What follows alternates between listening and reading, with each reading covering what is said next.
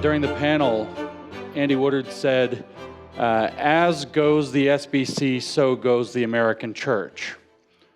And actually what he's pointing out is this principle that I want to articulate to you, which is how these Gnostic and especially Hermetic secret religions of the West operate. And that is, the title of this talk within my 3-talk sequence of the secret religions of the West is As Below, So Above. As goes the Southern Baptist Convention, so goes the American church. As below, so above. Now, it turns out that that's actually a Hermetic principle. So to make sense of how our secret religions of the West operate, we have to understand their basic framing of reality, their creation myths, their underlying mythology, but also the operation, because their religion is a religion of activity. It's not a religion of just belief. It's a religion of practice. So we have to understand how that works. We talked about negative theology. We talked about negating the real, but we haven't talked about the mechanism of their sorcery. I gave you a lot of stuff yesterday about examples of people who are the ones who have the mind and the people who are excluded from the mind, and how that justifies different treatment, parallel sets of principles. In other words, that they get to excuse themselves from their own evil. We read that directly out of the Corpus Hermeticum. They have a double standard that they erect for themselves. Why? Because they know, so they know better why they're doing an evil thing for a good outcome. And thus, it's what Hegel actually referred to as something called the cunning of reason. The cunning of reason for Hegel was that good things come out of people doing bad things. And in fact, Hegel believes that all thinking, because it's independent of the divine source, is intrinsically bad, believe it or not, as a philosopher. And it's by the cunning of reason that doing this bad thing leads to good outcomes. So he has this whole kind of strange, almost theodicy built into his theology. We already discussed the esoteric religion of Gnosticism, and I know Mr. O'Fallon just spoke about the religion of Gnosticism and probably creeped you out big time in terms of what it says.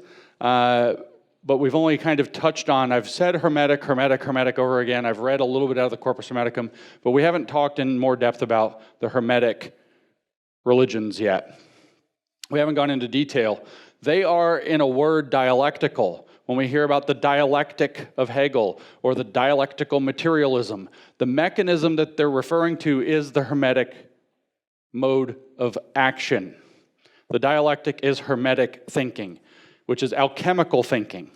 It's how do you make something out of nothing? That's why you use negative to get more. It's how do you make gold out of lead? How do you make life out of death? How do you make the divine out of the mundane? And so while Gnosticism mostly works by gaining the secret knowledge and lording it over people and framing it in different strange ways like Mr. O'Fallon just talked about, Hermeticism is a process. What I would say that when we get to Marx, and I'll say this again later, is that in a sense Gnosticism is his motivation, Hermeticism is his process, and the fusion of those things together become very dangerous. So what we're looking at historically over the modern era, so the last few hundred years, is that in some sense Hegel and Marx really successfully fused together Hermeticism and Gnosticism in a way that I don't think had happened before. Hegel's more Hermetic than he is Gnostic. Marx is probably more Gnostic than he is Hermetic.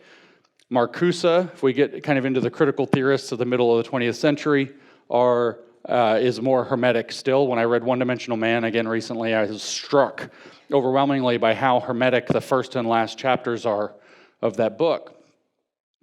What Hegel actually did was took Gnosticism and Hermeticism and hammered them together into one kind of coherent, systematic thing he called a philosophy, or in fact a science. And because Hermeticism believes that all the religions are a reflection of the one secret true religion, which happens to be theirs, that it didn't matter which religion he framed it in. So he hammered Gnosticism and Hermeticism into Christianity and called it science.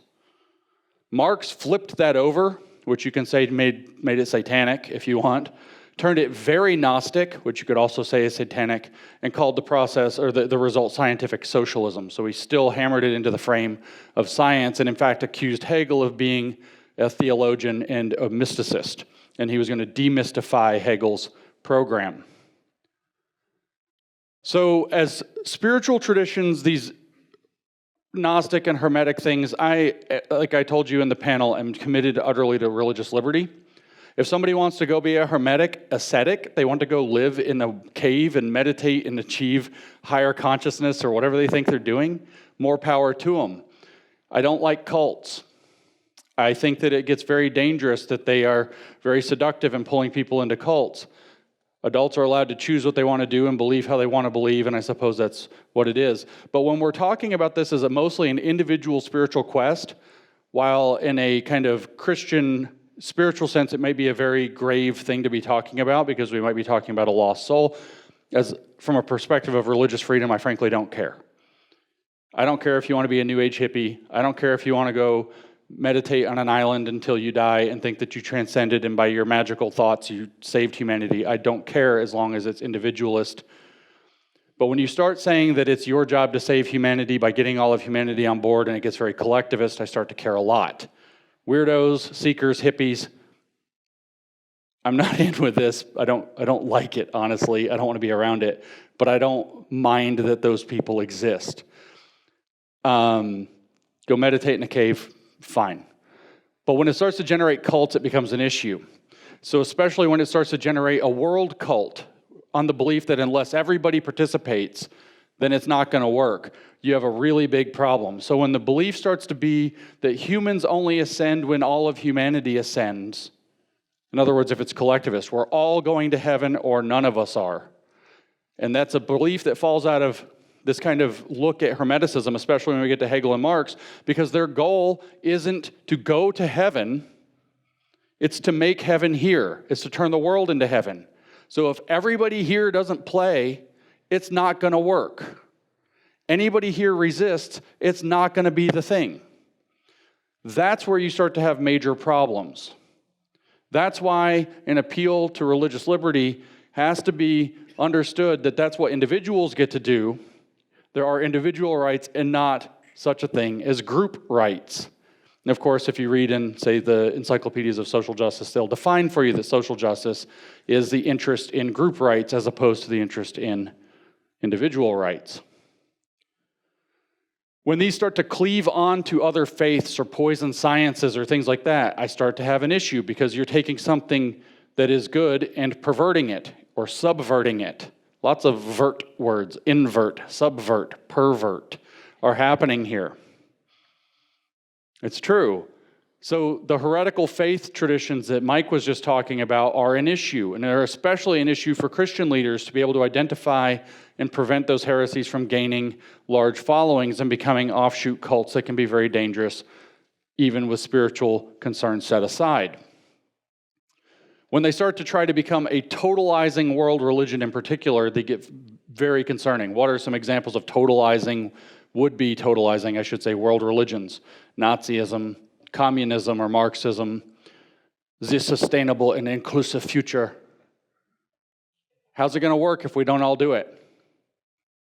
It's totalizing. You have to totally rearrange your life, totally rearrange your behavior, totally rearrange your thoughts in line with the sustainable and inclusive future, or it won't work. And if you don't want to do it, they'll make you. Everybody thinks, they come to a point where they think, well, communism believes that communism will work when everybody is a communist. But there's some subtext there they're not telling you.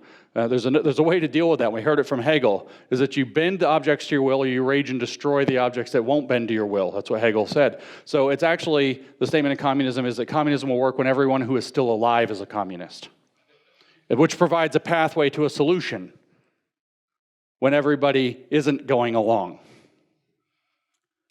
So technically, though, Gnosticism and Hermeticism are two different esoteric religions that got hammered together through the syncretism of the Middle Ages.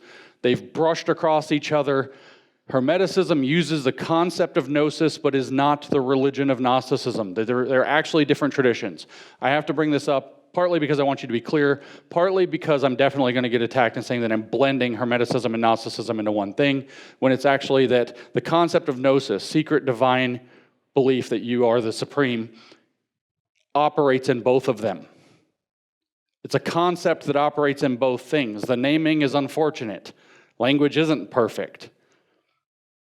They actually have different creation stories, different dispositions toward the world, different goals. They have different entire mythologies. As a matter of fact, Hermeticism is a little thin on the mythology, and Gnosticism is all in on the mythology. Gnosticism is very likely to present itself as philosophy, and Hermeticism is not. They're very different in certain ways. But these different strains can take on different characteristics of either or both. And like I said, in the Middle Ages, it was a very syncretistic time in the esoteric religion phases. People were just mixing and matching. You see this today. I'll tell you about a guy named John Fetzer. I don't want to go off on a long tangent. John Fetzer ran a thing called the Fetzer Institute, which was devoted to New Age spirituality. John Fetzer was a multi-millionaire, made tons of money working in radio. He ended up buying the Detroit Tigers and ran the team for many years. You can see how well his Hermetic principles worked. It's a famously great team through the years he owned it. John Fetzer was also a total New Age spiritualist or occultist. And his library is basically composed of every single wacky New Age, Hermetic, Gnostic, anything esoteric he could find, he put it in his library. He commented and said, I believe some of it, I don't believe some of it. Some of it's good, some of it seems downright evil. So the idea that you can take, when you enter into these paths, take from this, take from that, take from the other thing, take from and mix it all together into the thing that works for you is exactly consistent with how this stuff thinks. So when we come through the Middle Ages, to see somebody like Hegel picking pieces of it and cobbling it together into his German systematic philosophy is not a surprise. But again, like I mentioned, with Hermetic stuff, this isn't at all a surprise because Hermeticism is by definition syncretic. It mixes things together and adds them on, does cafeteria religion or cafeteria spirituality, because it believes fundamentally that there's one true religion called the Prisca Theologia, one true belief, one true philosophy, the philosophy perennis, or philosophia perennis, the perennial philosophy. There's only one. And everything in the world, science, religion, whatever, philosophy is just a manifestation, a partial image of that total whole. It's like the shadow on the wall in Plato's cave, and the real object is casting the shadow. And so you can use whichever one you want. If you want to phrase it in Christian language, you can. Jewish language, you can. Islamic language, you can. Buddhist language, Hindu language, philosophical language, scientific language, it doesn't matter. They're all actually saying the same thing. You can mix them together. Hermeticism is by definition syncretistic.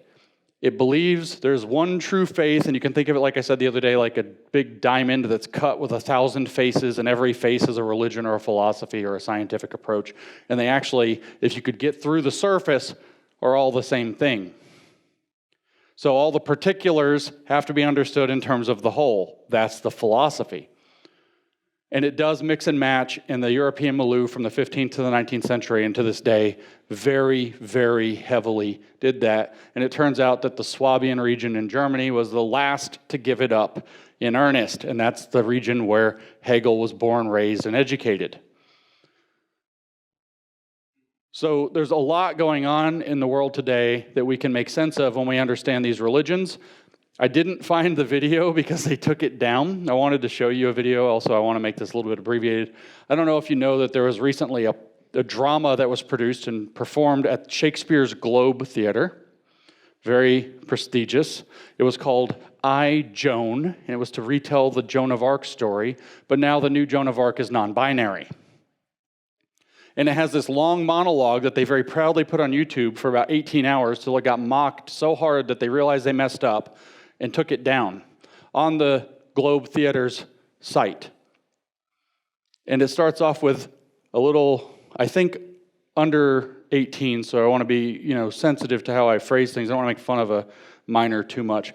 But this person that sounds like a girl, that looks like Harry Potter, comes out on stage and is, trans people are sacred. That's a key line in the new Joan of Arc telling. Trans people are sacred. And then there's this artsy-fartsy, every word for a whole sentence ends in acrity or ality or something. The reality of the other ality that is the ality that makes the reality of the actuality. And this long sentence of just being silly. But all this stuff, and it was about 6 or 7 minutes long, and it went viral, mega viral, and within a few hours they took it down, and it is hard to find now. I immediately sent a note because I don't know how anything works, and I was like, somebody rip this video, download this video and save it. We need to show people this. They're going to take it down, but unfortunately, the people that I work with that know how to use computers were on airplanes flying across the Atlantic at that moment and couldn't do it. But you will understand the declaration by the end of this lecture of trans people are sacred in a way that even the Gospel of Thomas didn't reveal to you when Mike quoted from it a little bit ago, saying that Jesus was going to make the women male because by becoming male, every woman who becomes male, they can enter into the kingdom of heaven, which is not, to my knowledge, in the real Bible. I might have skipped a book or two, I don't know. So there's this book that I found quite by accident that's been very helpful in understanding Gnosticism and Hermeticism for me over the last few months. It's by two Dutch scholars, which means I'm not going to say their names right. But it's Roel, I guess, R-O-E-L, Roel Vanderbroek, and Walter Hanegraaff. And the book is called Gnosis and Hermeticism from Antiquity to Modern Times. It's a rare exception in the scholarly literature where they've taken the time to write about these things, because like I said, scholars tend to think you're a weirdo. You might as well be studying ESP or mesmerism or something like this if you get into it. And in their preface to this book, I'm going to read a little bit from this book to you, kind of in longer chunks, to give you a feel for what Gnosticism and Hermeticism are. They say this will validate everything I've said before, by the way. It's still often regarded as self-evident that Western culture is based on the twin pillars of Greek rationality on the one hand and biblical faith on the other, Athens and Jerusalem. Certainly, there can be little doubt that these two traditions have been dominant forces in cultural development. The former may be defined by its sole reliance on the rationality of the mind, the latter by its emphasis on an authoritative divine revelation, so Scripture. However, from the first centuries to the present day, there has also existed a third current, the secret religions of the West, right? What's it characterized by? They say it's characterized by a resistance to the dominance of either pure rationality or doctrinal faith. I've characterized it as a parasite, of course, on these. The adherents of this tradition emphasized the importance of inner enlightenment or gnosis, a revelatory experience that mostly entailed an encounter with one's true self, as well as with the ground of being, God. So an encounter with God and thus also your true self. In antiquity, this perspective was represented by Gnostics and Hermeticists. In the Middle Ages, by several Christian sects. The Cathars can, at least to a certain extent, be considered part of the same spiritual tradition. Starting with the Italian Renaissance of the late 15th century, the newly discovered Hermetic philosophy, that's in quotes, rapidly spread all over Europe. It found many adherents, in particular during the 16th and the first half of the 17th century. The so-called Hermeticist tradition and its later developments, we're going to stop my popping. I don't know how these things work. Give me a handheld. I'm old school. Thank you. Sorry, where was I? The so-called Hermeticist tradition and its later developments, the whole of which may be referred to as Western esotericism. So none of this stuff, I didn't make this stuff up. I didn't name all this stuff. These aren't my words. We don't get to, some of them have been, but we don't get to say that I coined Gnosticism or Hermeticism or any of this stuff, was characterized by an organic view of the world that assumed a strong internal coherence of the whole universe, including an intimate relationship between both its spiritual and material elements. So that's what they characterize as the esoteric religious traditions. I wanted to tell you that because it's absolutely clear that there have been three currents in Western philosophical/religious thought going on for all of Western history, and we've only recognized two of them. They go on to give a charming endorsement of what these gnosis-based approaches are about, or the Hermetic approaches are about, and they reach back and quote Plotinus. You will find this relatable if you've ever talked to a woke person or seen a woke person. They say Plotinus makes it completely clear that Gnosticism is something quite different from philosophy. His Gnostics were interested in philosophy, but they proved themselves to be charlatans since their claims were not based on solid philosophical reasoning. Remember yesterday I said instead of reason, they have the snake eating its own tail. Circular reasoning. He wrote indignantly in Enneads 2.9.6, quote, this is Plotinus, this is what you're going to find relatable. If they wish to if they wish to disagree on these points, there is no unfair hostility in saying to them that they should not recommend their own opinions to their audience by ridiculing and insulting the Greeks, but that they should show the correctness of their own merits of all the points of doctrine which are peculiar to them and differ from the views of the Greeks. See, they get up on stage and instead of making a case for their thing, they make fun of the other side. That's all they do. They should state their real opinions courteously, as befits philosophers, and fairly on the points where they are opposed, looking to the truth and not hunting fame by censuring men who have been judged good from ancient times by men of worth and saying that they themselves are better than the Greeks. That's his criticism of Gnostics. But that's what it's like to try to talk to a woke person or to a Marxist. The authors of the book are Dutch, and I'm not going to do that again. With respect to the numerous hypostases introduced by the Gnostics on the basis of their revelations, Plotinus observed with some bitterness in the same section, listen to this, you've dealt with the woke. Plotinus said, by giving names to a multitude of intelligible realities, they think they will appear to have discovered the exact truth. Though by this very multiplicity, they bring the intelligible nature into the likeness of the sense world, the inferior world. They create hyper-realities that look like reality and claim they've discovered the real truth that they know and you don't. And that's the justification for everything they do. So all the way back, 2,000 years, we have the same complaint about the same people doing the same BS. So according to Plotinus, they tell us the Gnostics were not philosophers at all, and he was right. Gnosticism is not even a depraved form of philosophy, or theology as a matter of fact. It is something quite different. Though the Gnostic writers often made use of philosophical ideas. That's the parasite function.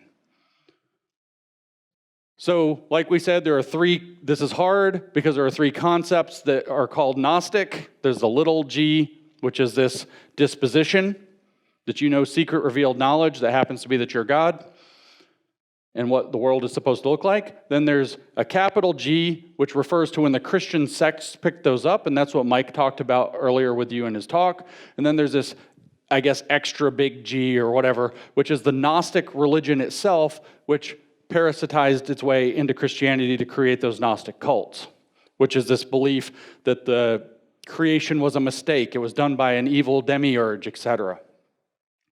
So in Vanderbroek and Hanegraaff's words, they describe it this way. They say, in the following I shall use the term Gnosticism, that's with a capital G, by the way, to indicate the ideas or coherent systems that are characterized by an absolutely negative view of the visible world and its creator, and the assumption of a divine spark in man, his inner self, which had become enclosed within the material body as the result of a tragic event in the pre-cosmic world, from which it can only escape to its divine origin by means of saving gnosis. That's Gnosticism. That's what I am saying, to put my cards clearly on the table, is running behind the secret religions of the West. That's what's running behind the social justice movement, the communist movement, the sustainable and inclusive future movement, the 17 sustainability goals. And notice that it says that Gnosticism's disposition is wholly negative to the world, to the body, to being itself, and it was the result of a tragic accident in the pre-cosmic world. It regards being itself as a prison and the creator as an evil demon that jailed us in that prison. It's the demiurge that we think is God, that we've been fooled into believing is God, that actually creates the world so as to imprison us, to keep us out of our true spiritual nature. Salvation arrives firstly through knowing this secret truth, which lacks something important, which is a practice. So various sects, Christian and otherwise, came up with different ways to try to attach a practice to this, but it also cobbled straight into Hermeticism, which gives it a practice very, very neatly, because they use the same mental architecture with very different dispositions. The idea behind Gnosticism in general is that man is actually divine, but has had it imposed upon him that he is not, so he is estranged from his true being. He's alienated from who he is, and in Marx's word is given an alien being, a God, that he thinks justifies that. It has a creation myth that tells this whole tragic cosmic accident. It's a bit wild. The rough, short version is that it posits that the world was created by accident, and an evil being called a demiurge was the one that created the world. That arose because God exists in this fullness of godness, which is called the pleroma. It's what we might call heaven, I guess. He in this transcendent plane, the true God. And when anything happens there in thought, it happens there for real. That's the principle of the pleroma. So God had a first thought. That thought manifested and it split into two forms, one male and one female. The male was called Logos. The female was called Sophia, or wisdom. Wisdom herself, or philosophy herself, as Hegel might have had it, thought that she also wanted to create, which is intrinsically a sin. And therefore, because she thought it in the pleroma, it manifested, and it manifested in a creator that is intrinsically evil because it is the birth of the sin. And that's the demiurge. And the demiurge caused the material world to come into existence as it is, and it trapped man's soul, his nous, inside of the material body, the fallen body, and placed it into a fallen material world of suffering. And then works to keep him trapped there. You hear that when we reinterpret Genesis as that the snake was telling the truth to try to do a jailbreak, which is the heart of what we might call Gnostic Satanism or Luciferianism. So this makes man a stranger and an alien in a hostile world, and in fact a stranger and an alien in his own body. You're a spiritual creature stuck with this crappy piece of wetware. You lose track of your true spiritual nature because you have animal and bodily urges. You have to go to the bathroom. You have to eat. You have to drink. You have to procreate. You have to stay warm. You get cold or hot either way. You have all these things to attend to in the material world, and you have pain, and it's miserable, and you forget that you're actually not just a spiritual being, but actually a piece carved off of the soul of the all. And so you become trapped and enslaved in the fallen world, and to your fallen body, to your lower emotions, to your desires, to your passions, to physicality itself, and you lose track. You can hear how this is a perversion of true spiritual teachings. What we read from Vanderbroek and Hanegraaff, against this background, the famous definition of gnosis by Theodotus, a 2nd century Christian Gnostic, becomes perfectly clear. Gnosis is the knowledge of who we were and what we have become, where we were and into what we have been thrown, whither we hasten and from what we are redeemed, what is birth and what is rebirth.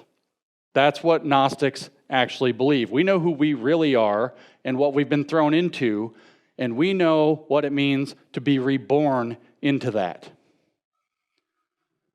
So gnosis, or the goal of Gnosticism, is to use gnosis, knowledge of how the world really is and is kept secret from you by them, to get back to the unknowable God, to escape the prison of being. Heidegger, in his famous concept of the flungness of being or thrownness of being, depending on the translation of Geworfenheit, I guess I said that wrong, it's Geworfenheit,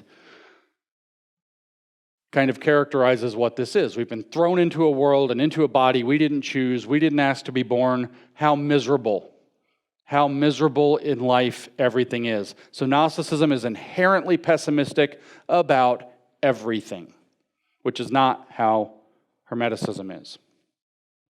There's a lot more that could be said. Mike covered the Gnostic Christian cults a little bit. That's a whole long series of lectures that I can't even give, so I'm not getting into that rabbit hole, but there are lots of different Gnostic sects and cults. The Valentinians are probably most famous. The Sethians are very significant. The Manichaeans are very significant. They go on and on. Hermeticism is different. It uses gnosis, kind of like we just heard, but it's absolutely opposite in disposition. It does not think that creation is evil into prison so much. Gnosticism, more practically speaking, gets very mythological. Hermeticism barely touches it. It's more like this kind of abstract, new agey sounding teaching. You heard a little bit from the Corpus Hermeticum last night. We'll hear some more soon. Gnosticism hates the world and being, and Hermeticism doesn't. Gnosticism sees life and being as a prison.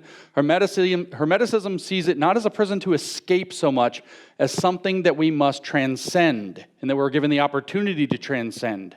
You start talking about this multiple lives stuff, and we start thinking about that. Oh, I learned these lessons in this life. I'm going to learn these lessons in the next life, and eventually my soul will be ready to ascend. That's the kind of thought. The dialectic, the removal of opposites, or really understanding that opposites are the same in kind but different in degree. They're the two aspects of the same thing. The dialectic is Hermetic. So I mentioned in the panel the other day when Charlie Kirk says that the Bible is a book of distinctions and therefore it's a good guide to life. What he's also saying is that reality is a reality of distinctions. And that when we understand distinctions, we become wise, we become discerning. So he says that the book from the very beginning is about good and evil, male and female, faithful and doubting. And all throughout, you see that. Returning and coming, falling away, these whole things.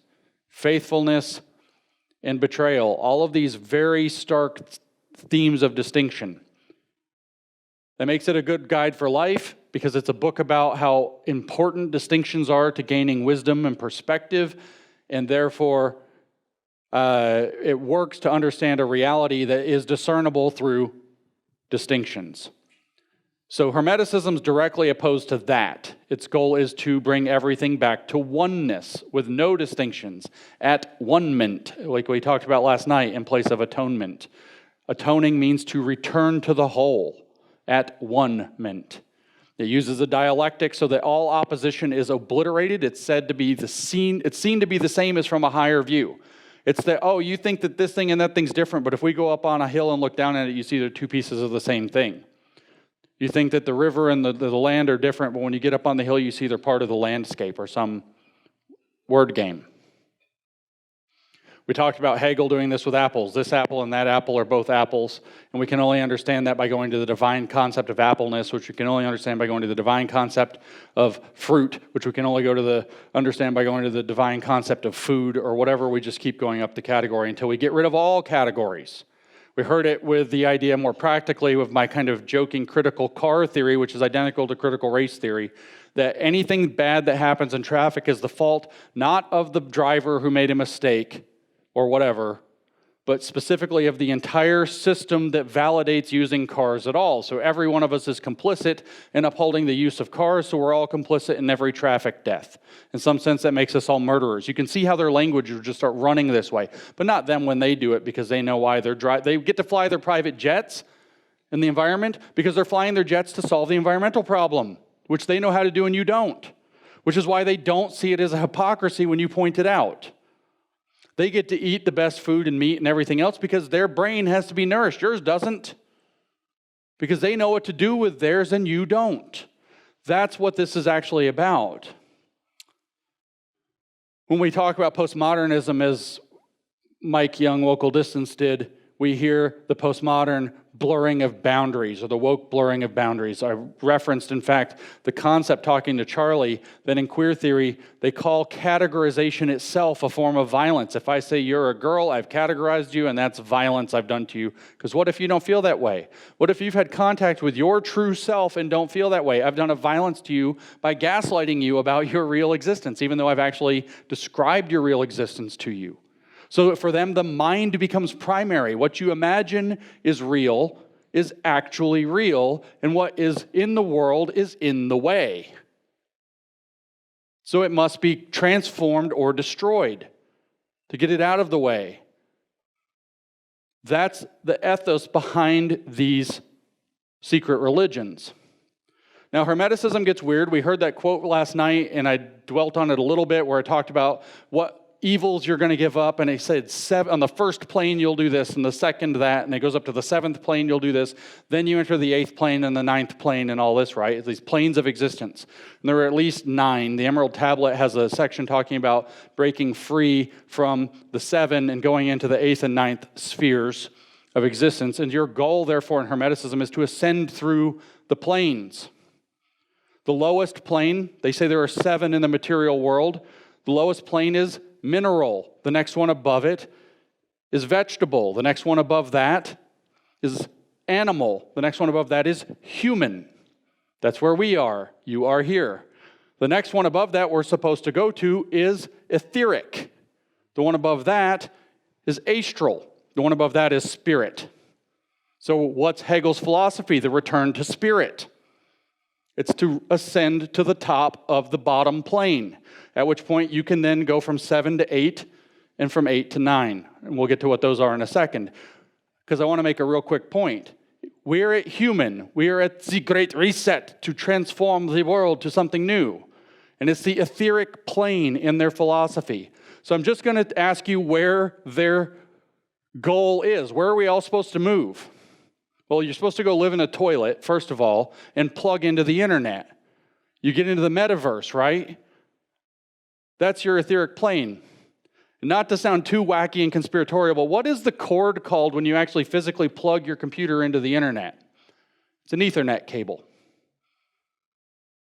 The etheric plane is the one in which the body becomes much less relevant. The astral plane is the one where the body can be left behind entirely. That's when you fully live, when they fully upload your consciousness, if they had their way. They think they're going to digitally simulate the etheric and astral planes, mere simulacrity. And when that becomes unnecessary and we finally become one internet of brains, we enter into a return to spirit. We make whole humanity again. We're one organic whole, sharing thoughts through internet connections wired directly to our head. That's a way of interpreting what we're looking at. What they consider that to be is these 7 layers are the third person of their Godhead. We talk about Father, Son, Holy Spirit, and I told you before, they think about God, mind, man, or God, mind, world. Nature or man or world are considered to be the begotten form of God. You are God, and you're supposed to remember that because you are the begotten God. So the plane above number 7, the 8th, is the self-begotten plane, and the belief is that when you reach the level of spiritual ascension to where you can self-beget, you make yourself in your own image, then you are at the precipice of being able to reabsorb into the whole. The 9th plane is the unbegotten plane, the pleroma. So your goal is to continually raise yourself up through these levels until you leave behind your body. We heard that in the Hermeticum last night. You leave behind all of your vices mentally and emotionally. You leave behind eventually any connection to reality and beget yourself spiritually as you were meant to be in the image of, or in the mind of God, which you have seen the image of. The mind of God is on that 8th plane. That's where Christ lives. It's the highest level man can attain spiritually in his life, and Christ was just a guy who got there. See how they absorb your religion into theirs? He's just one guy who did really good and actually got there. So you understand a lot about Christianity and you think you know everything. You don't know anything. He's just one guy. Lots of guys have done it. You can do it. In fact, it's your duty to do it. Man is made or begotten in that image. And so you are God, and you've in some sense forgotten it, and your job is to recollect it or remember it, or to remove all the distinctions that cause you not to be able to see it. Man is therefore not just God, but he has to become his own Christ, at which point he can return to God, to the one, to the all. And of course that happens by removing all distinctions from everybody. This is exactly the architecture that Hegel hammered into his idea, nature, state, society, and then Geist, his new trinity that isn't but becomes. It is the truth of its own becoming. It is the circle that presupposes its beginning at its end, or whatever that was. This is also literally how Marx's creation myth goes. If we see it as that the goal is to raise yourself up to the correct understanding, to the gnosis, in order to merge yourself back with the mind of God and self-beget. You've probably never heard Marx's creation myth. It's in the economic and philosophic manuscripts. This is almost 2 pages of Marx. It's worth reading in full. Bear with me. You'll hear the Hermeticism, you can tell the Gnosticism that we've just covered, but you're also going to hear that Marx couldn't quite answer the fundamental theological question of creation very well and got a little upset. We might say that he rage tweeted this. So he's talking about the ideas, he's pretending he's having a conversation, just to give you a little stage setting, and somebody says, yeah, well, where did you come from? Well, your parents. And where do they come from? Their parents. And where do they come from? Their parents. So you get the idea of the infinite regression, right? So you know what we're talking about. He says, now it's certainly easy to say to the single individual what Aristotle has already said. So notice he's trying to cast down Aristotle here. That's very important. He said, you have been begotten by your father and your mother. Therefore, in you, the mating of two human beings, a species act of human beings, notice how he's turned it collective, has produced the human being. You see, therefore, that even physically man owes his existence to man, not God. So then you're going to get to the infinite regression, right? How do you resolve that? Watch, he's going to flip out. Therefore, you must not only keep sight of the one aspect, the infinite progression which leads you to further inquire, who begot my father, who is his grandfather, etc. You must also hold on to the circular movement, sensuously perceptible in that progress, by which man repeats himself in procreation. Man thus always remaining the subject. No, don't answer the question. Look back at man.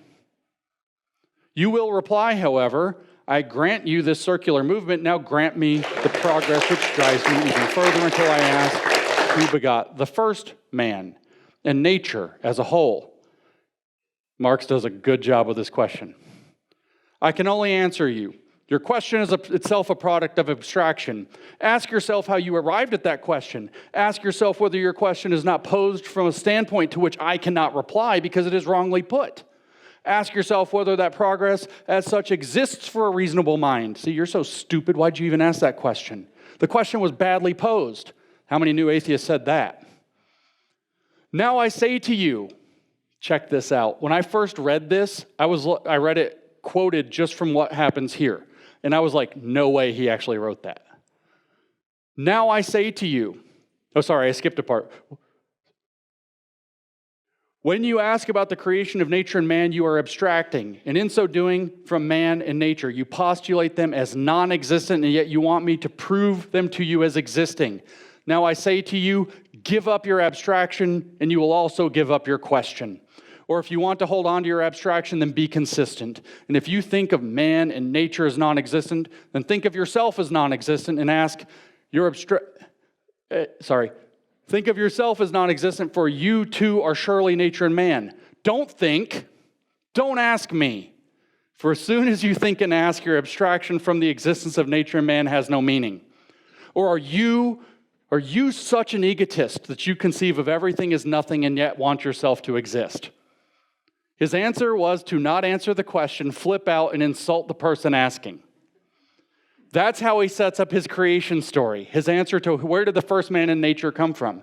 You ask him, well, okay, this is great. Man came from man. Yeah, my parents are people too. I get it. Where'd the first person come from?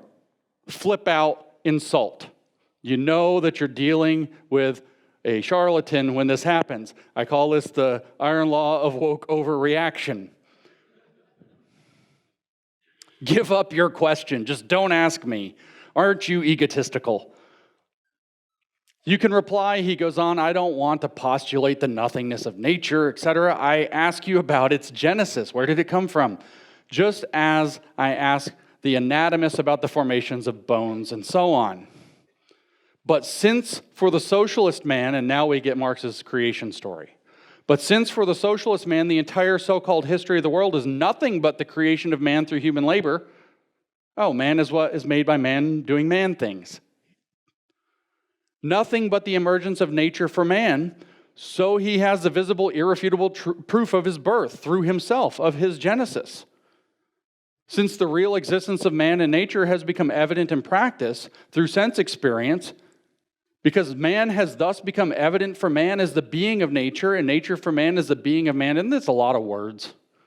The question about an alien being, that's God, about a being above nature and man, a question which implies the admission of the unreality of nature and man, has become impossible in practice. Again, don't know.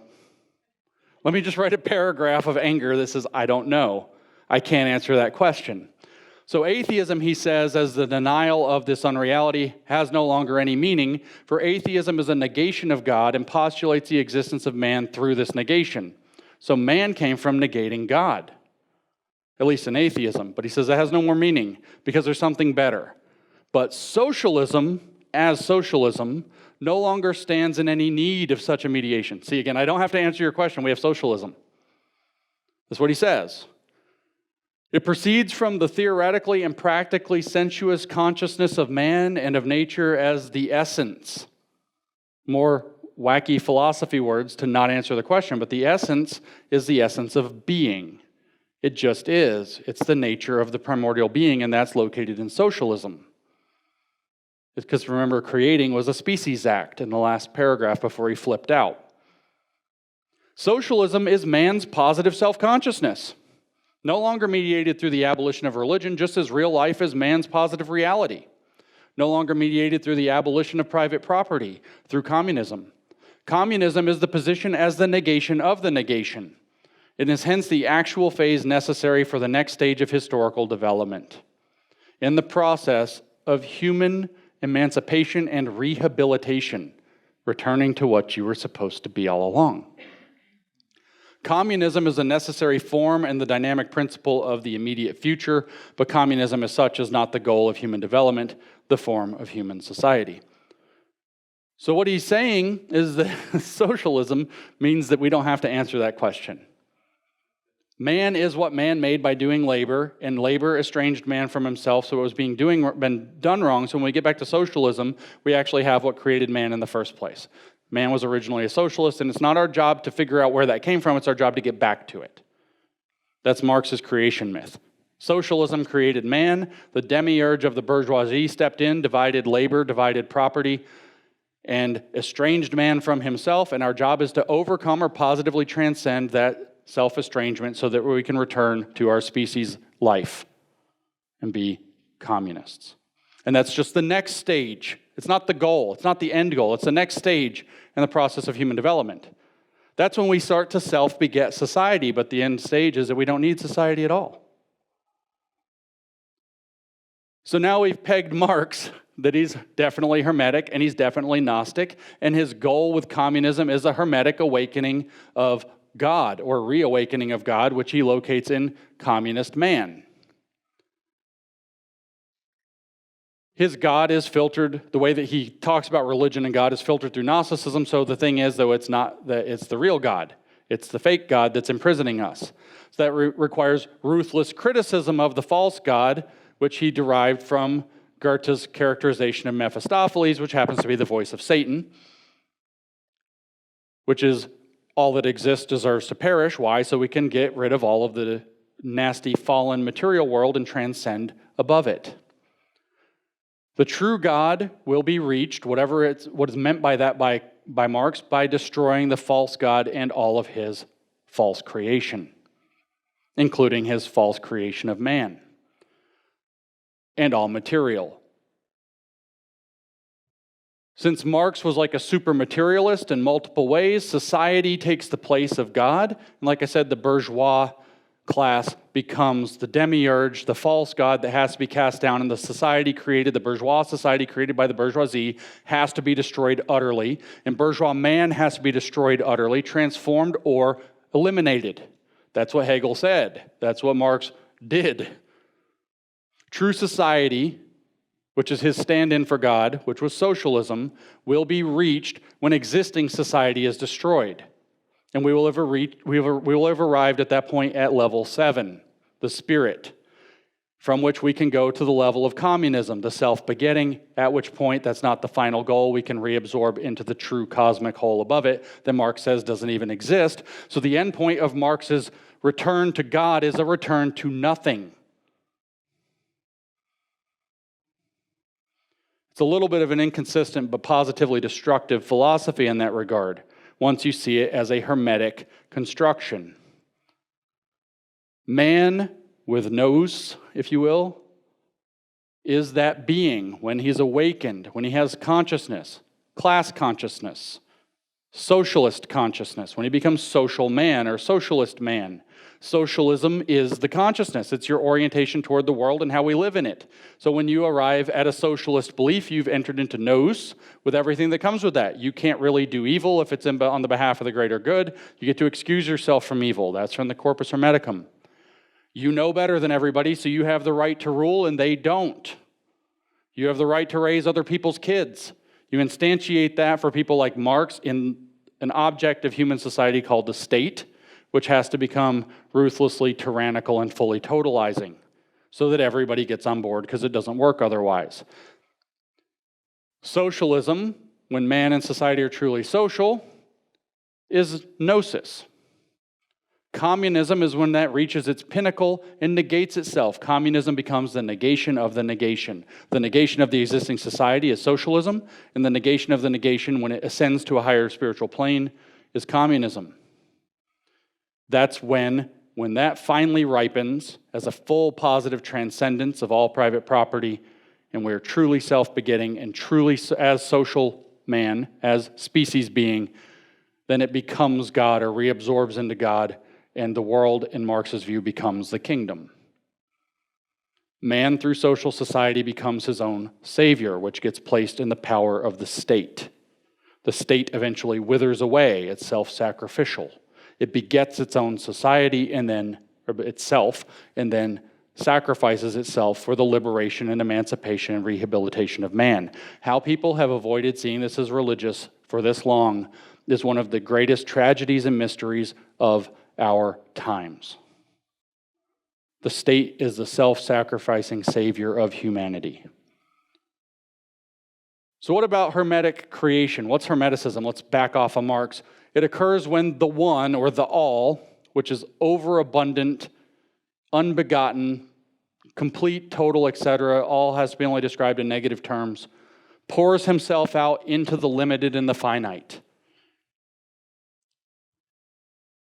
Because he does this because, as an undifferentiated whole God, he cannot know himself, or in fact that he's God. He's missing one crucial piece of his totality, which is knowing that he is totality, because he has nothing to compare it to.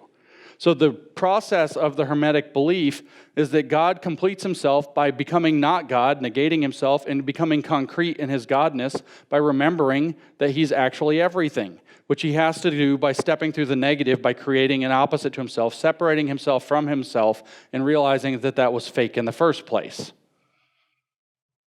Being overabundant in all ways and infinite and pouring himself into the finite causes some problems. If I gave you a glass here and told you to pour an infinite amount of water into it, what would happen? Well, it depends on how hard you pour the water. It might spill over, it might blow the glass up. Problems occur. It's messy, there's spilling, there's breakage. As God pours himself out into material being, all kinds of things shatter. The material world encaptures pieces of God's soul. Everything becomes goodness trapped inside of badness, and a thinking being gets trapped inside of a mundane form with the divine gift of being able to find the divine spark inside of the mundane and thus release it and bring it back together to complete God. When man overcomes all distinctions and realizes that man has overcome all distinctions, God sees himself in man's mind, which has no distinction, so it's man singular and plural at the same time, and realizes, oh, it was me all along. And he actualizes, and then there's no differentiation between anything, and we all go off together to the pleroma, or to heaven.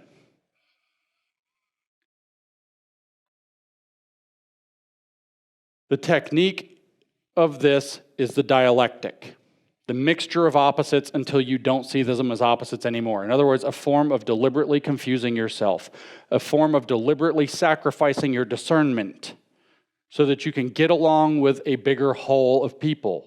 And so the dialectic progresses.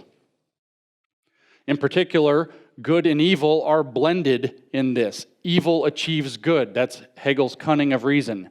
Tyranny achieves liberation. That's Marx and Lenin. That's literally Leninism. He said when the state reaches its pinnacle of power, that's the moment it will wither away, because it's completely ruined everybody, brainwashed them, or killed everybody who dissents, and there's no need for a state to manage it anymore. Man is posited in this cosmogony as the unique being who has a divine soul and thus can identify and collect the gold of being that's been scattered by the spilling over of the undifferentiated whole into finite reality. It's man's job to go around through philosophy and theology and Hermetic wizardry to find the divine by removing the distinctions that make things mundane. That will lead us to realize God. And like I said, when man realizes God, God realizes God, and we all get back together. Perfection follows. There's your utopia at the end of the rainbow. And if you wondered, does this sound a lot like alchemy? It's literally where alchemy comes from. We're going to get the gold out of the base metals. You're going to do something to lead, and it's going to turn into copper, and that's somehow going to turn to this, and you're going to end up with gold. This is how you get from death to life, or the elixir of life. This is what this is about. How does it work? What's Hermeticism's nuts and bolts? Hermeticism makes use of a number of key principles, is what it calls them. There is the law, and the law breaks into several principles. Everything must accord to the law. That's the real secret God's law. Nothing can get away from it, but it has a number of principles in terms of its operation. There's a book that was published in 1908, allegedly by 3 initiates, although I think it was by a single person that maybe has been identified. It's called the Kabbalion. It supposedly describes the principles of Hermeticism in tremendous detail, allegedly by members of the cult. It might be fake. Nobody knows. There are places where it agrees very strongly with the Hermetic ancient texts and places where it veers from them. And being written in 1908, it keeps mentioning how modern science has achieved exactly what was written in the ancient text.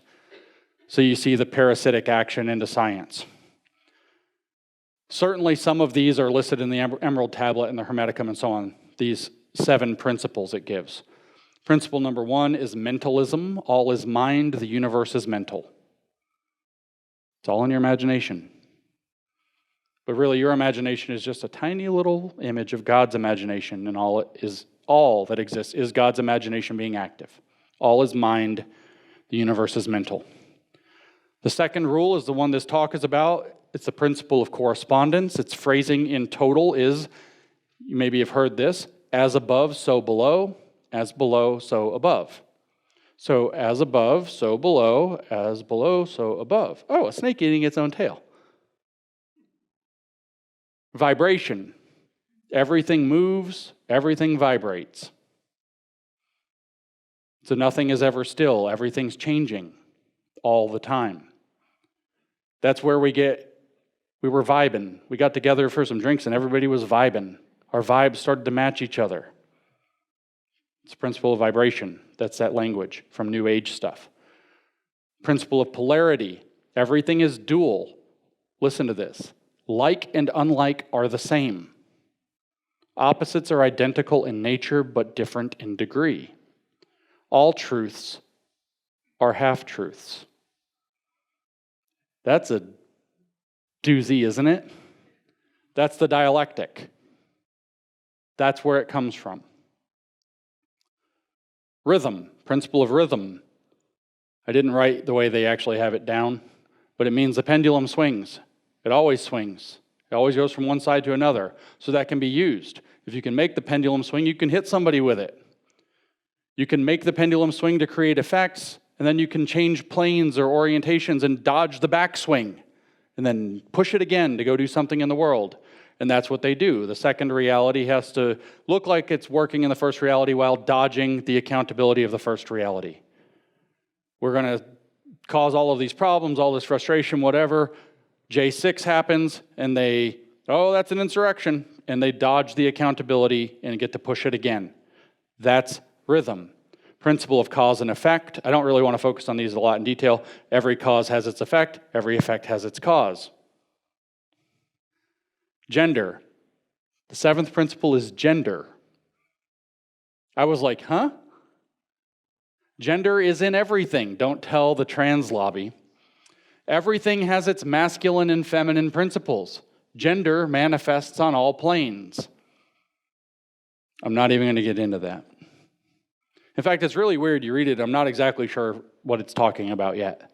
There's a lot going on in these 7 principles. They're not for this talk because this talk is about as below, so above, which is half of principle of correspondence. Obviously, with the dialectic, we're also talking about the principle of polarity, and with the action, reaction, or problem, reaction, solution, we're talking about the pendulum, or rhythm. Polarity is the basis of the dialectic, rhythm is the basis of its operation, correspondence is their key magic tool. Their magic works through the principle of correspondence. The Hermetic principle of correspondence is sometimes, in fancy pants New Age crap, called the law of attraction. When you get your vibes right using the principle of correspondence, other vibes will match up with you and you'll get what you want. If you get your vibes right that you're actually a rich person, the universe in turn, as below, so above, will vibrate as you being a rich person, and then it'll come back to you and you're a rich person. The law of attraction. Remember how huge that was? How faddish that was? How much that implanted into people's minds that maybe this is how things work? It's the principle of correspondence from Hermeticism combined with the principle of vibration from Hermeticism. It sounded New Agey, it is. Again, the full statement of the principle of correspondence is as above, so below, as below, so above. I actually saw a guy on an airplane one time with that, he had a satanic symbol on the back of his hand, and tattooed in a circle around it was as above, so below, so above. Kind of funny. Or not funny. I don't know. This is the Ouroboros. This is the snake eating its own tail. This image is their cross. It is their key religious icon. I don't know if we loaded the graphic finally, but if we did, put it up. If we didn't, don't. It can stay up the rest of the talk as long as I can see a clock. The Ouroboros, the snake eating its own tail, is their image. It's one of their key religious symbols. As Hegel called it, the circle that runs back into itself, presupposing the beginning as it reaches in the end. So we're focusing here on as below, so above, not the whole thing. Why? Because we're below. That's where the action is, or the activism is. Marx's big insight was to use the Hermetic principle of correspondence from the below. Hegel was an idealist. He used it from the above. The goal, if you want to change the world, not merely to understand it, is to use it from below. He stood Hegel on his head. It's exactly what he said. He took his Hermetic magic and turned it upside down. Not as above, so below. That's a consequence. Every effect has its cause. Every cause has its effect. No. As below, so above. And then the above will change and the below will change. And that's where we live, so that's what matters. That's Marx's sole interesting insight in wizardry. So as in society, so in man. That's as above, so below. As in man, so in society. As goes the SBC, so goes the American church. And as goes the American church, so goes the SBC. If you want it there, like Andy talked about earlier.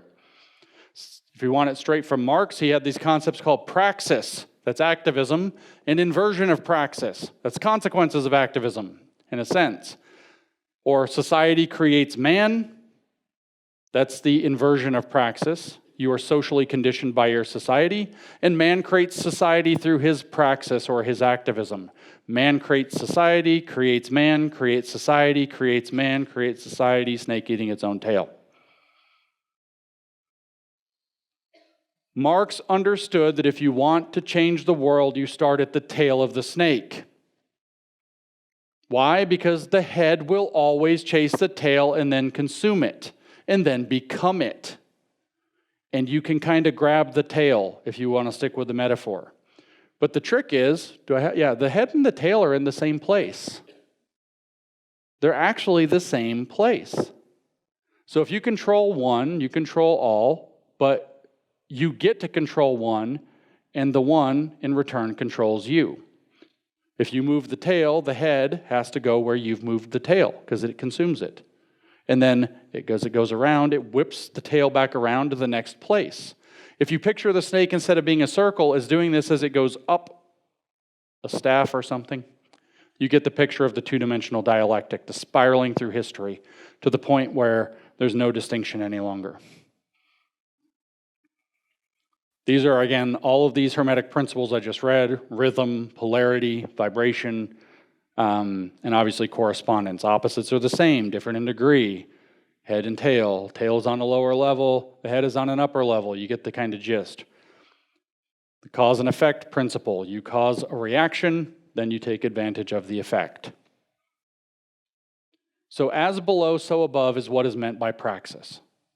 Praxis is a fancy word that means as below, so above when we're in the Marxist Hermetic faith. You transform the lower state of the world to cause a transformation in the higher state of the world. That induces a reciprocal change in the lower state, which actualizes it. And so you get back to the idea, not the real, the actual. The hyper-real becomes actual and replaces the real. Mere Simulacrity comes back again. The inversion of praxis is as above, so below, which is that your activism causes changes in society, and then society makes that a social construction that makes it real, or actually reifies it, which means that it's made to seem real even though it's not. And George Lukács complained about that in length in History and Class Consciousness, saying that that's what the bourgeoisie does. So of course the Gnostics have to take it over because they know how to do it better. The higher state that Marx and all these Marxists and the woke want is that they get to control, to push us to the higher state of understanding and being, which is a community, or communism. And Marx is very, very, very clear that his system is a system of praxis. It is not an idealistic system. That's why he critiques Hegel so vigorously. It's a system of activity, of activism. Activism is required. You are not doing woke if you're not doing woke activism. It's a lifelong commitment to self-criticism and activism. Philosophers hitherto have sought to understand the world. The point is to change it. So just as a kind of an aside, what is the UNWEF's goal, the UN World Economic Forum's goal? What are they? They were going to reset the economy to a sustainable and inclusive future. And what's the shape of the economy? A circular economy. If I might swear in a church, an economy that eats its own shit, or a snake that eats its own tail. It's an economy that is meant to operate off of its own waste. I don't have the video, you can go find it, of Bill Gates drinking a glass of water that was squeezed out of his own poop. Out of some gigantic machine. So this is where we find the relevance of hyperreality. You have to simulate to create. Fake it till you make it in Hermeticism. It's creation through simulation. You create the actual to replace the real. Creation, magic, through the principle of correspondence, which Marx understood. If you want to affect the world, you start at the tail. As below, so above, because as above, so below. You simulate the environment below to make it actual below through this process, through one turn of the full snake dialectic. It's funny that it's a snake doing the dialectic. Read your Genesis 3 and behold and beware. You have to knowingly make a simulacrum of what you want the world to look like in order to make that become actual through magic, which in real life means tricking people and enforcing them eventually. Socialism is a simulation of communism. It's an enforced political economy in which shares are adjusted so that citizens are made equal. Turns out to be the same definition of equity. And if you force socialism long enough, it becomes automatic and becomes communism. You simulate communism until it becomes reified and becomes communism. You simulate equity and eventually it becomes justice. You simulate a humanized, inclusive environment, a sustainable capitalism, a completed nature. You simulate that. You simulate it and it becomes the techno Garden of Eden. You simulate environmentalism and you end up getting sustainability. You simulate socialist man through new Soviet man, party man, or through critical man, or through woke man. And you end up with socialist man on the other side who has nous, or new man, or absolute man. Or somebody will cut their genitals off in order to make themselves into what they think they're supposed to be. You turn them into a person who has acquired nous. What did Marx say about humans? It makes them special. Man is incomplete and he knows he's incomplete. And here's a process by which we can complete him. The last part I'm adding. Transhuman man. That's the lower. We start putting chips in our robots and cyborgs in our body. plug into the internet, gain 30 IQ points or whatever it is, what do we become? You simulate Homo Deus, God-man. We raise ourselves from the human plane to the etheric plane, 4 to 5. Just one more step. Upload your consciousness fully, leave the world behind entirely. We go to 6, the astral plane. Eventually, that just becomes pure spirit when we all become one. But in simulation, we only become one in the metaverse. And that allows us to begin to properly self-beget as a species, at which point we get to become God. You simulate through this internet of brains or bodies or things or just the internet, a world brain that will eventually manifest as God. You simulate a transitioned body that will eventually reify as a transitioned person. When does a person become a trans person? When does a trans woman become a woman? Never. But in hyperreality and simulation, the trans person becomes trans when society accepts them as such. In hyperreality, they are trans when everybody acknowledges their trans status. So they must repeat the slogan, trans women are women, trans women are women. It's a magic spell to invoke that through social reification, which is a simulation that becomes actual through full acceptance of everybody sharing the same mind about that situation. In every single simulation, it just so happens that the simulation is rigged up so that it's to their advantage to operate within the simulation. Marx claims that this is demystifying reality, which is why I say the iron law of woke projection never misses. It is mystifying reality, very profoundly mystifying it. Here's a concrete example from communism, from a CCP struggle session in a thought reform prison documented by Robert Lifton from a prisoner named Dr. Charles Vincent, who was imprisoned in the early 1950s and spoke with Lifton almost immediately upon his release from prison and exile from China. This is how Dr. Vincent explained his prison experience in a communist struggle session prison. You have the feeling that you look to yourself on the people's side and that you are a criminal. Not all of the time, but moments. You think that they're right. I did this. I am a criminal. If you doubt, you keep it to yourself, because if you admit the doubt, you'll be struggled and lose the progress you have made. So they'll torture you if you don't, psychologically torture you. They didn't usually beat people up much in the Chinese prisons. And lose the progress you have made. In this way, they built up a spy mentality. They built up a criminal. Then your invention becomes reality. You feel guilty because all of the time you have to look at yourself from the people's standpoint, and the more deeply you go into the people's standpoint, the more you recognize your crimes. Why do they take your kid to school with critical race theory and tell them they're complicit in racism? Because eventually they'll believe they're a racist. They build up a racist out of imposing a simulation of racism. Why do they tell your kid that they're a transphobe? Same reason. Again and again and again, they induce you into their standpoint, their gnosis, at which point you recognize how your former self was fallen and evil, and you've joined the cult. Lifton goes on to describe what he calls ideological totalism in very telling terms. How do the wizards work? In some sense, if we accept that Chinese Communist Party prisons under Mao were a wizard's program. He gives 8 different characteristics of ideological totalism. Milieu control, that's the wizard circle. Everything around you reinforces the belief. Mystical manipulation, that's his words. These are all Lifton's words. Mystical manipulation. Well, there's your as below, so above, so below. Demand for purity. That's a big theme we didn't talk about in Hermeticism. You can only ascend if you're actually pure. We actually heard that in the Corpus Hermeticum, the 7 lower planes, all of the impurities you have to give up before you reach the 7th. First one being your body. The cult of confession.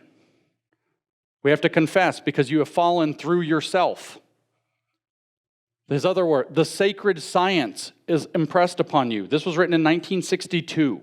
He said that ideological totalists impose a sacred science on you. Wissenschaftlicher Sozialismus, a scientific socialism. Vernunft, noetics, all of these funny words. How do you get there? Loading the language. Well, there's your word and thought magic. Controlling the dialogue, controlling the discourse, controlling the words, the meaning of words. Doctrine over person. That's your return to whole. We all become whole when we all have the same doctrine, the same mind. The doctrine is a simulation of the mind you're supposed to have after you're transformed.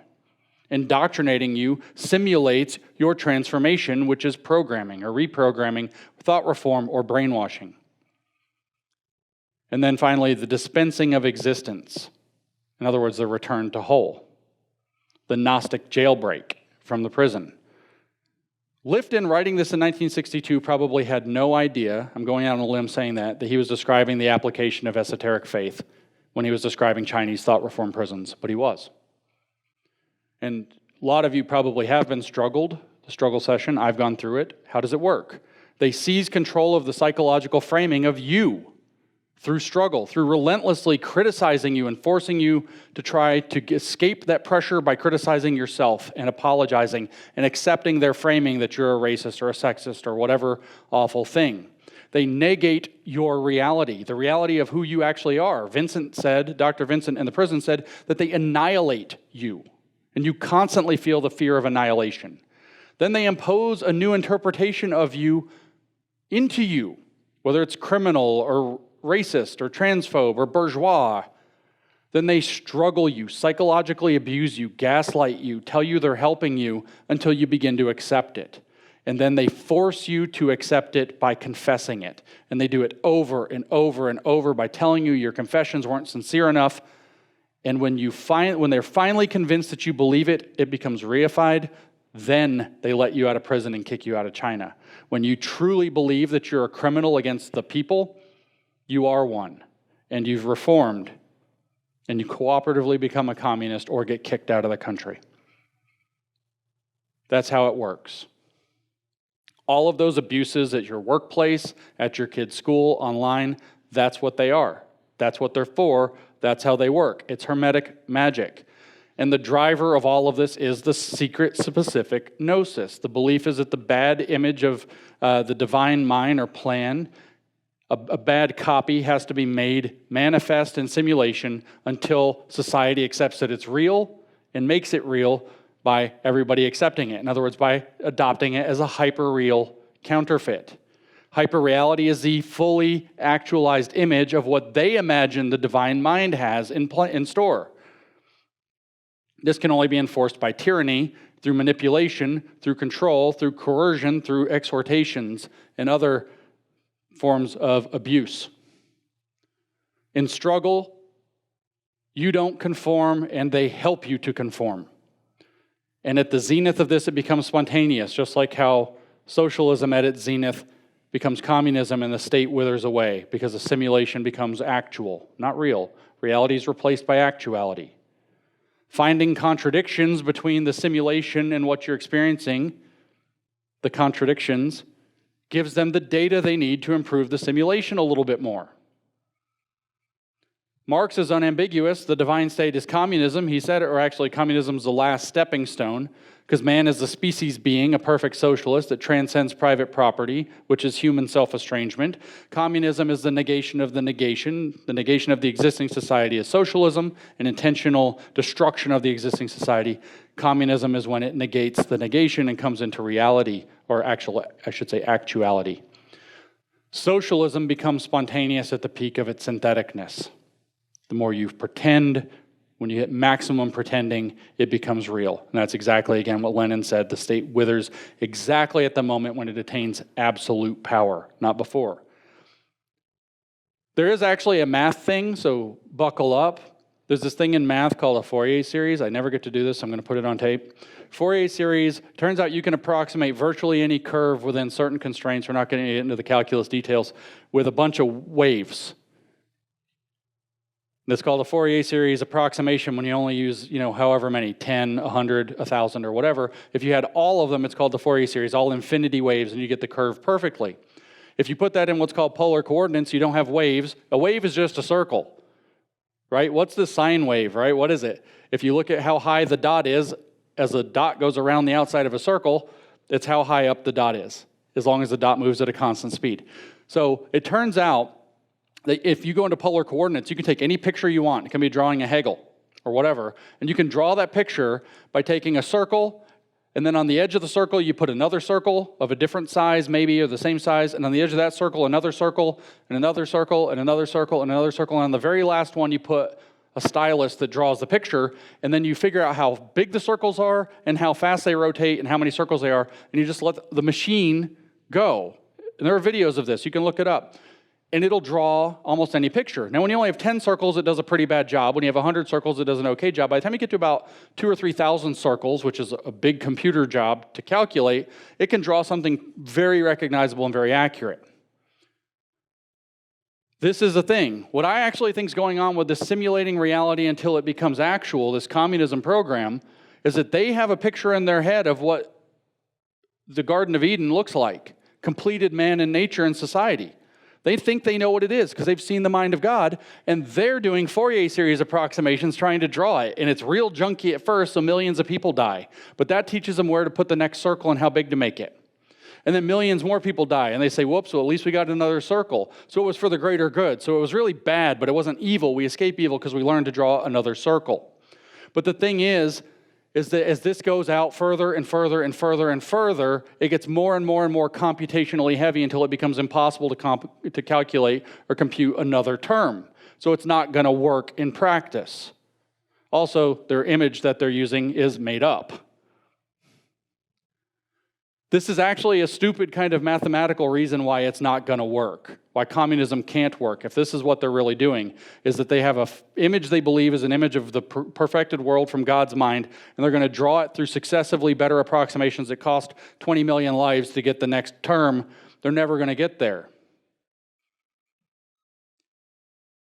So millions of people die, we got a new circle, or the last circle was too big, change its size or whatever, because they're trying to draw the kingdom of God with this that they've imagined in their head, but doing it in reality with real lives, and history uses people and then discards them for this purpose, as Hegel phrased it. To get the drawing right, to actually draw the kingdom, if they even had the right image in the first place, would require infinitely many terms, which is literally impossible. And to get a good approximation requires insane computational power that will always fall apart. So when we hear the economic arguments for why socialism can't work, because it can't solve the problem of distribution, because the market gives you information about who's buying and what they want and demand and all of this, not just not just trading goods and services. It gives you lots of information, exchanges information as well. That's tapping into this same concept. It cannot work. Mathematically, if this is a correct understanding of what they're doing, even if they knew what the kingdom was supposed to look like, it cannot work. But our goal is not to get into these weeds, it's to understand Marxism, woke, sustainability, etc., as Hermetic, with Gnosticism raging in the middle, Gnostic hate raging in the middle. We already did this kind of with Marx. You simulate socialism, you get communism, properties in the way, so we have to abolish it. What about CRT? Critical race theory. Race is imposed by whites through whiteness. So that's kind of a demiurgic evil, as above, so below. So what you have to do, that's the means of cultural production. We have to reverse that polarity. There's your principle of polarity and vibration. We have to reverse the polarity by adopting positive discourses of resistance, like black is beautiful, whiteness is terrible, abolish whiteness, be less white. Adopt anti-racism to abolish whiteness as human self-estrangement. Anti-racism is as below, so above. It's actually nous, it's consciousness. And when you're an anti-racist, you can be as racist as you want and not get fired from your job because you're doing it the right way for the greater good, because you get to escape the evil. And you impose racial equity to do this, because racial equity will manifest eventually as racial justice. Racial justice becomes actual when whiteness is transcended entirely as a form of human self-estrangement through race. You do that by making it so that equity makes whiteness a liability. Whiteness happens to be inextricably tied to white people, so it's intrinsically racist, but it's not evil because the Gnostics get to escape evil. And what do you get to impose? An inversion of racism. Racism standing on its head. Anti-racism, get it? It's not racist, it's anti-racist. We used to say reverse racist, but it turns out it's anti-racist. It's a racism that points in the anti-direction. What they call a positive discourse of resistance is Hermetic self-begetting. You're seizing control of the means of your own production, first in simulacrum or simulation, later through social reification. And this is exactly how CRT operates, even if the people doing it don't understand it, because this is their operating system that they've adopted through this long chain of things that have hidden that it's an esoteric religion. This is even more visible in trans. The Gnostic interpretation and the Hermetic interpretation are slightly different. Gnostic is the motivation, Hermetic is the process. So what's the Gnostic interpretation of the body? It's a prison. You were born into it. You didn't ask to be born into it, you were flung into it, thrown into your being. And then some doctor, which is a bourgeois authority, came along and assigned you a sex at birth. And then social expectations of gender reified it and forced you to become the gender that the doctor said. What's your goal if you're a Gnostic? To know that that's not how it really works, and to escape the prison. How? You gain secret inner knowledge of your true gender, or your gender soul, if you will. That's why they talk in such religious language about their gender identity, I really should say. So gender becomes a social construction to be rejected, and liberation follows. But that's not enough to make it go. You need the Hermetic understanding of trans, because that's the process. Your goal is to transform your own body. Your body's as below. You transform your own body to change it as above, in the spiritual, in the conceptual realm. You do so through speculative reflection upon your own true identity, which Disney probably taught you in some groomer movie, and then your teachers backed up for you, or your friends told you on TikTok because they said they wouldn't be your friend anymore unless you changed your pronouns, or that you did because it escapes the pressure of having the wrong skin color that CRT made you hate yourself for. But the goal is to convince you that you've seen yourself as you are meant to be in the mind of God in terms of your sex and gender. And then you can actualize, not make real, but actualize your gender identity or your gender soul through crude physical manipulations. And when you force society to accept the crude material transformation by saying it's transphobic not to, down to the point of saying you have to have sex with a trans person, regardless of whether or not you like that, regardless of whether or not you're straight or lesbian or whatever would make it not apply. And that you have to fight transphobia at every turn, including by accepting this. When you get society to accept it and to reify your gender through affirmative care, gender affirmation, then ta-da, you're a girl. The transition is actual, but not truly complete, when society fully reifies gender. But in a more deep level, in the Hermetic levels, you are literally attempting to raise yourself to the level of the self-begotten. Literally, you're begetting yourself. What you're doing when you are going through the transition process is you're climbing through the planes of existence. Who am I materially as a human? I'm male and female. What about etherically? Well, I can imagine myself as an avatar. I can pretend. I can have a digital woman character that I pretend that I am. Then you leave the body behind entirely. I feel as though I am a woman internally, and eventually this becomes spiritual. Then you are on the 7th plane and can enter the 8th, which is the plane of self-begetting. How are you going to do that? Because you're trapped in your stupid body. You're going to transform your body as below so that it transforms as above. You reify your gender soul, who you believe you've seen in the mind of God as you are meant to be before a doctor imposed sex on you at birth, and your parents, your evil parents who you have to hate for this, reified it, made it real for you by calling you a boy or a girl or whatever all those years. So you modify the crude material realm to imitate who you see yourself as in the spiritual realm that you've convinced yourself is who you were meant to be. But because as below, so above is a magical principle, it works. At your etheric level, the soul level, you have arrived into yourself when you begin the process of transition, but it's always dissatisfying, so you always have to do more because it's not physically done. So your transition becomes its own becoming. It's an endless process of becoming, and thus more surgery and more drugs and more money for the pharmaceuticals, etc. More damage to yourself, more damage to your psychology, more damage to your family, which, of course, you have to cast those away anyway. And you're fully begotten when you are fully affirmed by everyone else in your transition. In other words, everybody on the planet has to agree to your delusion or it's not real. So you have to engage in relentless, cruel, savage activism to get everybody to force everybody to accept your delusion, because that's what makes it real. And now we understand Harry Potter and I, Joan, coming out and saying, trans people are sacred. They are intentionally going through a Hermetic rite of self-begetting transformation, even though they don't know that's what they're doing to themselves. So they are completing aspects of humanity spiritually by transcending the fallen world of sex and division. Doing this in disability studies turns out to be very instructive as well. There are 3 models of disability. It's hard to do any of this without having a bunch of preamble. The individual model of disability, you're disabled. Whoops, it's your fault. It's your deal. It's your not fault, it's your problem. You have to fix it yourself, deal with it yourself. There's a medical model. Well, maybe we can fix you. Maybe we can give you like crutches or a wheelchair or a hearing aid or fix your ears or fix your eyes. And then there's a social model, which is that society should make accommodations to help the disabled or the handicapped be able to have full access. All 3 models have validity in various ways, but all 3 can be taken to bad places.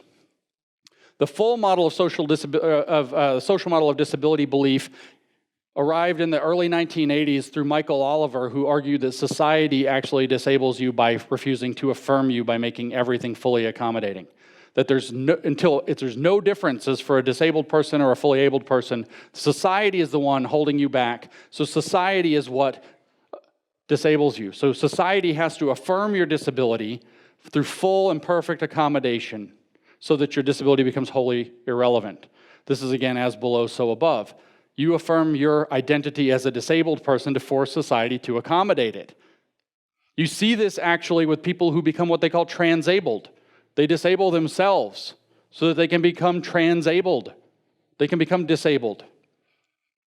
These people, I think, were a little too jealous of the Special Olympians. You see it with deaf culture and blind culture. These are things with capital D's and capital B's, and they say that it would be a deaf genocide to cure deafness because there would be no deaf people and no deaf culture left. So it's a genocide, even though every single one of them is still alive and living a more effective life. They say the same thing about weight loss programs are a fat genocide in the slightly more silly fat study. I'm not kidding. So the goal is that you maintain and lean into your identity to beget yourself into it, and then force social affirmation so that it makes it irrelevant and thus transforms society around it and you. Ability gets transcended as a form of human self-estrangement. You could also do this by making up a new transhumanist man, an internet of brains, become etheric man with a world brain and eventually an AI God, and it's loaded into you and everybody else, and we're all God-man, Homo Deus. Step 1, get on the metaverse. In generality, the goal is that you realize that you are the third person of the Godhead and become the second person of the Godhead, your own Christ, by getting the world to accept you as such. You have to convince everybody that you're Jesus in some wacky disability or trans or whatever race, bourgeois, class, religion. But it only works when everybody buys it. So it's a plural. We all have to transform ourselves together into the same undifferentiated mind of God. Differentiation is bad. The only way we can return to God is by getting rid of all differentiation, and that's your dialectic. That's what this whole program is. Tyranny through mystification. You must mystify yourself. You must confuse yourself about gender. Gender is socially constructed, therefore it can change. I am who I feel I am. Lean into your dysphoria. Lean into your self-dissociative issues. Feed them through affirmation and struggle. The only dysphoric problem that people have so far that people are encouraged by medical authorities to lean into is transition. I'm not saying gender dysphoria isn't real and tragic and serious. I'm saying that the medical system and the school system and the cultural system should not be affirming this. But you now know why they're affirming it. because we have to transform the society by beginning as below to transform, which in practice is tyranny to bully society to accept your terms, which are in many cases actually crazy in one way or another. We know what it looks like in Marxism. We have mystification through inversion of society. Marx's idea of alienation is that a bourgeois simulacrum is opposed from above, or that there's an alien being God that's controlling your reality that you have to cast down. This becomes structural reality. It's all through the means of production, so whoever seizes and controls the means of production gets to mystify reality the right way, and Marx just so happened to call his the only demystification of reality, the only true science. But man, through estranged labor, becomes alien in his own world because he's living in a simulacrum created by the bourgeois demiurge that estranges. You have to overcome the estrangement, escape the prison. The dialectic is the process. It's the exact same. This is why trans or queer theory is queer Marxism. The goal is to make everybody start to believe this so they become activists who do the praxis, the as below, so above, so that it becomes the as above, so below, and the mere simulacrity becomes the simulation of the real that will actualize and displace the real, and we finally get to be in the pleroma, or heaven. This is how the secret religions of the West operate. Once you understand that these exist and that they operate this way, we can start to discern them and encounter them and defeat them, and if we don't, we can't. That's why this talk matters. What we're facing with the woke and the WEF and the whatever is the largest, most dangerous, most tyrannical cult startup in human history that seeks actually to finally take the step of abolishing and sublating, as they call it, humanity itself, to transition us from the fourth plane to the fifth, the human to something above human as they see it, etheric, if you will. So now that you know much more about how all this works and you know what it all is, you know that Marxism is not an economic theory. You know that woke is not a social theory. You know that these are new age religions. They are esoteric religions. In fact, your new agers aren't even just goofs. They're duped into playing along in tremendous evil, as Christians have been keen to understand, but maybe couldn't put language to before. This is dangerous. We have decentralized initiate cults through the manipulations of language, loaning the language, as Lifton had it. That's how they recruit members. You become a member of the cult without even knowing you're a member of the cult, merely by knowing the lingo and accepting the framing that it carries with it. That makes you initiated. Then you help the other wokes. So the warning of this conference, we're going to finally close. The warning of this conference has been that we are constantly invited to live in different versions of a mere simulacrity, a simulacrum of science or different simulacra of it, a simulacrum or various simulacra of Christianity or our other faiths that are slowly being tied together into one cohesive system they believe will complete man, nature, and society. When we live in the frame they produce, when we live in or accept or operate within and fail to discern one of these simulacra, we're in the wizard circle, and as Eric Vogelin correctly said, at that point we are lost. So our goal has to be to escape the wizard circle and to help other people escape the wizard circle, which will cause the entire internet to say, haha, James just gave a talk on Gnosticism and how bad it is, and he said that he said exactly the Gnostic thing, that we're being imprisoned and we have to escape it. The iron law of woke projection never misses. They'll try to throw at me, but it's because the iron law of woke projection never misses. They've cast a wizard circle on us, and if they can make you believe that it's not one, then you won't try to escape it. That's Marx's mystifying and demystifying trick all over. His alone is science. His alone is demystifying. The way to get out and to help others out is to learn to reject the framing. It's all a framing game. They control the linguistic framing through discourses and postmodernism, loading the language. They control the knowledge framing by deciding what knowledges count and what knowledges don't. Ways of knowing and other ways of knowing. They control the psychological framing through gaslighting us, through struggle sessions, through making you feel like you don't fit in or that you're a bad person, through whipping up tornadoes of shame and guilt and sucking you into them until you transform your psychology to be in line with their program. They control the moral framing by saying things like that the right wing is intrinsically bad, or this is bad, or you're associated with bad, and guilt by association, and you're a bad person if you're not going along with them. In fact, everybody's evil except them because their magic allows them to avoid evil while they intentionally do it. Rejecting the framing is breaking the circle, and we call it red pilling. We have to red pill everybody that we can. You do that by getting them to see, if you will. If you think of the wizard circle as that bubble, there are cracks. There are places where the image isn't quite right that they've cast. When they see the gap and they can see reality for a second, that's where a red pill goes. That's what gets them. It's very hard to induce in somebody, but when it happens, it's very easy to help them see what actually happened and help them break out of that framing. What this boils down to is having enough people to overturn their systems, to get good people in positions of power and office that will serve faithfully, and to make it so that we aren't just going to trust the programs they're throwing on us. I was on a plane once talking to a guy, and he's like, yeah, they're electrifying everything in car industry and changing all the roads and all. And then at the end, this is the worst news I ever got. This guy says his whole thing is sad about it. He's upset about it. I don't want to deal with it, all this stuff. Very negative. And then he says, well, that's what they're doing. We just have to adapt to it. No, you don't. Do not adapt to what your abuser is giving you. Reject your abuser.